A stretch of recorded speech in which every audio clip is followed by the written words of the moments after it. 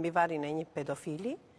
Është një rrëfim i sinqert i dikujt, domethënë sot është në moshën 47 vjeçare, dhe duke parë Big Brotherin para këtij, ai është për suport ky Laert Vasili, edhe më telefonoi dhe më tha, dhe unë do ta nxjerr jashtë brengën që kam brenda.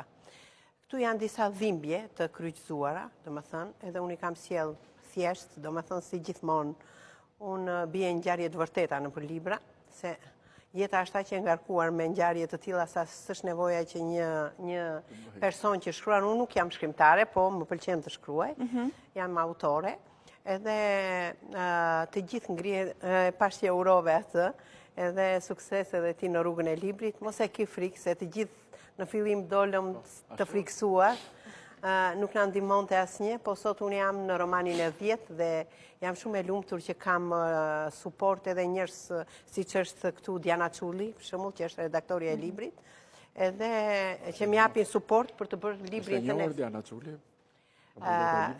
Ky është një libër që tregon për duhet që fëmijëve tanë t'u tregojmë kufijtë e trupit, fëmijëve tanë t'i mësojmë që të kenë guxim të thonë edhe jo, që mos t'i lëndoj askush jashtë mureve të shtëpisë. Kam shkruar këtë libër shumë shpejt, domethënë, edhe shumë shpejt do vete në Greqi që të bëj një promovim dhe t'ia dhuroj Dorazi personit që tha dua që si unë të shpërthejnë shumë të tjerë që janë dhunuar. Pavarësisht se këto janë vese të sëmura të disa njerëzve. Kjo histori ka ndodhur në vitin 1985, kur ky ishte komshi me një oficer të Varibamit, edhe ai përfitoi që ky fëmijë ishte jetim, edhe e dhunoi, domethënë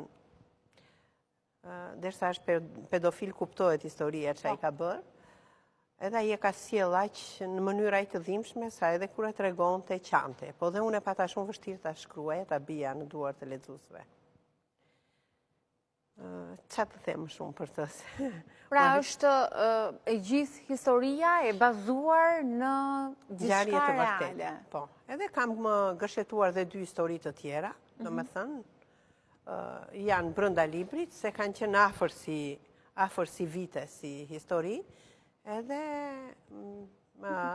ne mund të lëndohemi dhe nga njerëzit e afërm, të familjes, kështu që është edhe një histori që në një kushurir i parë ka përdhunuar një kushurirën e parë, një 13 vjeçare. Kështu që ndaj them fëmijëve gjithmonë prindërit duhet i tregojnë kufijtë e trupit që deri këtu e ka kufirin ta preki dikush apo. Katerinë, ti shkruan dhe